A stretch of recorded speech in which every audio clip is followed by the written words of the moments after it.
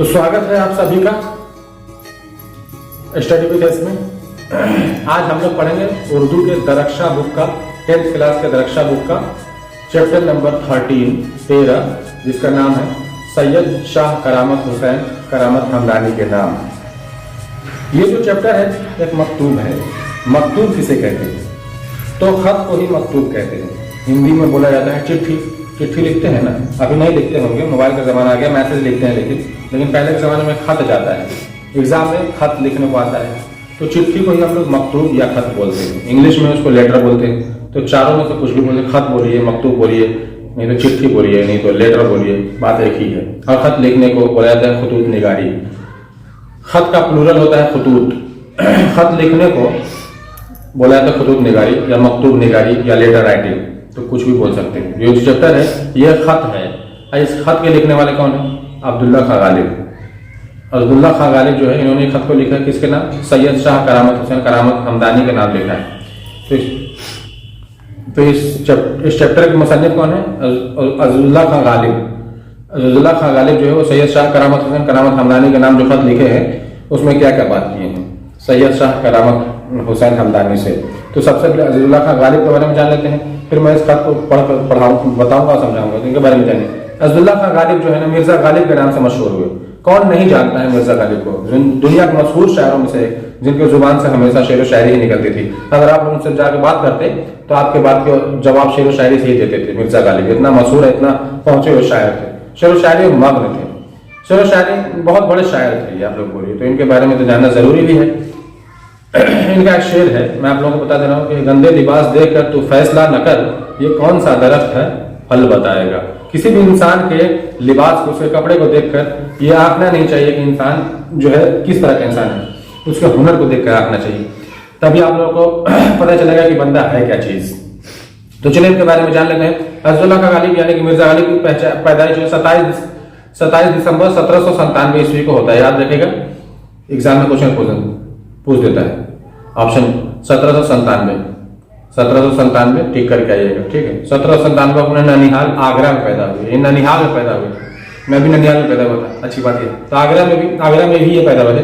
इनके वालिद का नाम मिर्जा अब्दुल्ला बेग, अम्मा का नाम इज्जतुल निसा बेगम, ठीक है। इसके बाद से अब्दुल्ला खां गालिब जो है वो पहले असद तखल्लुस रखते थे।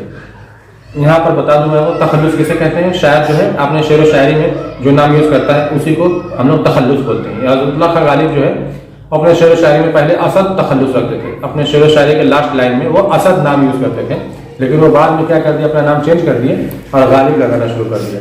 अब्दुल्ला खां गालिब जो है अपने शेर व शायरी के लास्ट लाइन में अब असद न लगाकर गालिब लगाना शुरू कर दिया और उनका तखल्लुस हो गया गालिब। भले वो पहले असद तखल्लुस रखते थे लेकिन बाद में गालिब हो गया। और गालिब ने, मिर्जा गालिब ने उर्दू फारसी दोनों जबानों में लिखे हैं। मिर्जा गालिब जो है उर्दू फारसी दोनों जबानों में खत लिखे थे और शेर व शायरी किए थे। उर्दू और फारसी दोनों जबानों में इनको महारत हासिल थी। आगे बढ़ते हैं। खुतूत के 2 मजमुओं के नाम आप लोगों को दिया गया। खुतूत का मजमुआ यानी खुतूत का किताब, खत की किताब को खुतूत का मजमुआ कहते हैं, ठीक है। तो 2 खत की किताब का नाम आप लोगों को बुक में दिया गया है। पहला का नाम उदय हिंदी उर्दू मोहल्ला, दूसरा है उर्दू मोहल्ला। ये जो दोनों किताब है, खत का किताब है, ये दोनों किताब अब्दुल्ला खां की जिंदगी में, जब उनकी जिंदगी में ही इन दोनों किताब को प्रकाशित कर दिया गया, शाये कर दिया गया है। और तकरीबन 13 साल की उम्र में बख्श खां मारूफ की बेटी से शादी हो गई और फिर वो दिल्ली चले गए। अब्दुल्ला खां गालिब यानी कि मिर्जा गालिब जो 13 साल के ही थे तो उनकी शादी हो गई बख्श खां मारूफ की बेटी से। बेटी का नाम नहीं दिया गया है लेकिन इतना बताया गया कि हाँ, बख्श खां मारूफ की बेटी से उनकी शादी हो गई और उसके बाद से वो दिल्ली चले गए। दिल्ली जाकर वहीं पर रहने के लिए गए थे और दिल्ली हमेशा के लिए चले गए। दिल्ली निवास स्थान बन गया, वो हमेशा रहने के लिए वहां पर चले गए। उसके बाद से जब वो दिल्ली चले गए तो वहाँ की आर्थिक स्थिति अच्छी नहीं थी, पैसे वैसे कुछ प्रॉब्लम थी अब्दुल्ला खां गालिब के पास। तो वो बीच में कलकत्ता भी गए थे खानदानी पेंशन के सिलसिले में। तो वहां से जब वापस दिल्ली लौटे तो दिल्ली आने के बाद कुछ इनकी आर्थिक स्थिति कुछ ठीक ठाक हुई, पैसे की जो किल्लत थी, जो परेशानियां थी, प्रॉब्लम थी, वो कम हो गई। लेकिन उसी वक्त गदर का मामला सामने आया। गदर की जो घटना हुआ था उसी वक्त हुआ था जो इंडिया पाकिस्तान में गदर हुआ। फिर से उनकी परेशानियां शुरू हो गई और परेशानियां जब शुरू हुई तो उसको झेलते झेलते, परेशानी से लड़ते लड़ते उनका आखिरकार इंतकाल हो गया 15 फरवरी 1869 ईस्वी को। 15 फरवरी 1869 ईस्वी को याद रखिएगा। ये हो गया अब्दुल्ला खां गालिब के बारे में कुछ डिटेल्स जो आप लोगों को याद रखना है। अब चलिए इस चैप्टर को समझ लेते हैं, जान लेते हैं कि आखिर अब्दुल्ला गालिब जो है सैयद शाह करामत हुसैन को जो खत लिखे हैं उसमें क्या क्या बातें बताए हैं, क्या क्या बातें लिखी हैं। सैयद शाह करामत हुसैन से। तो पहले लेते हैं यहाँ पे एक छोटा सा ब्रेक। अब आप लोग कर दीजिए इसको लाइक, क्योंकि अब आते हैं हम लोग चैप्टर पे। चलिए अब आते हैं हम लोग खत पे। अब इस खत को मैं आप लोगों को समझाता हूँ। यहाँ से आप लोग चैप्टर स्टार्ट। यहाँ पे असदुल्लाह खां गालिब के बारे में कुछ डिटेल्स दिया गया है, जो कि मैं आप लोगों को कुछ बता ही दिया। अब हम लोग चैप्टर पे आते हैं। करामत हमदानी के नाम का खत, ये जो खत है वो असदुल्लाह खां गालिब ने लिखा है।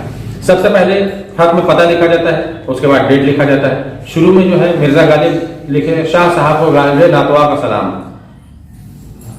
पहले सलाम किए हैं कि उसके बाद से लिखे, भाई मेरा क्या हाल पूछते हो, जिंदा हो मगर मुर्दे से बदतर। सैयद शाह करामत हुसैन को बोल रहे हैं, तो भाई तुम मेरा हाल क्या पूछते हो, मैं तो जिंदा हूं लेकिन मुर्दे से बदतर हूँ। हवाले से जमाना व अवाई से जिस्मी से इनमें जा हो रहा, इस दुनिया के हादसे और आवाज़ जिस्मी यानी जिस्मी बीमारी, मेरे शरीर की बीमारी से मैं आधी जान हो रहा हूँ। गजा की हकीकत यह है कि सुबह को 8-10 बादाम का शीरा, दोपहर को 6 भर गोश्त का पानी, 2 घड़ी दिन रहे, या ये 3 तले हुए कबाब। और मतलब अपने भोजन के बारे में गालिब जी बता रहे हैं कि हकीकत बताया कब कब क्या क्या चीज़ खाते हैं।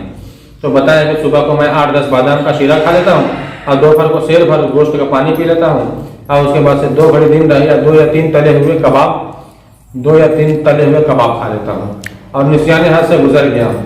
बोल रहे हैं कि मैं भूलने की बीमारी से गुजर रहा हूँ, और खत व कलाम इस्लाह तल बख्श या किताब में रख देता हूँ और भूल जाता हूँ। ऐसी हालत में अगर खत किताब या इस्लाही गजल देर में पहुंचे तो शिकायत ना किया करो। मतलब वो भूलने की बीमारी से गुजर रहे थे, कोई भी चीज़ भूल जा रहे थे, याददाश्त कमजोर हो रही है, उसकी वजह से मैं कोई भी कलाम मेरे पास आता है सुधारने के लिए, करेक्शन करने के लिए, तो मैं उसको लेकर किसी किताब में रखकर और भूल जाता हूँ। तो इसी वजह से अगर कलाम तुम तक मेरा देर से पहुंचे तो शिकायत ना किया करो, क्योंकि मुझे भूलने की बीमारी हो रही है। मुझे जिंदा समझते हो जो ताज़ा कलाम की फरमाइश करते हो, गनीमत नहीं जानते कि मैं मुर्दा कुछ लेकर भेज देता है। इसमें मिर्जा गालिब जो सैयद शाह करामत हुसैन से कह रहे हैं कि तुम मुझे जिंदा समझते हो, कि तुम ताज़े कलाम की फरमाइश करते हो, गनीमत समझो कि मैं तुम्हें मुर्दा होकर भी तुम्हें लिख कर कुछ भेज देता हूँ। ये तुम मुझे जिंदा समझ रहे हो। ये 100 रुपये जो तुमने भेजे वह मुझे मिले, मैं दोस्तों खिदमत गुजार में कभी कासिर नहीं रहता, इस तकलीफ की क्या जरूरत है। इसमें बोल रहे हैं वो कि तुमने मुझे जो 100 रुपये भेजे थे वो मुझे मिल गए हैं, लेकिन मैं दोस्तों की खिदमत गुजारी से कभी पीछे नहीं हटता।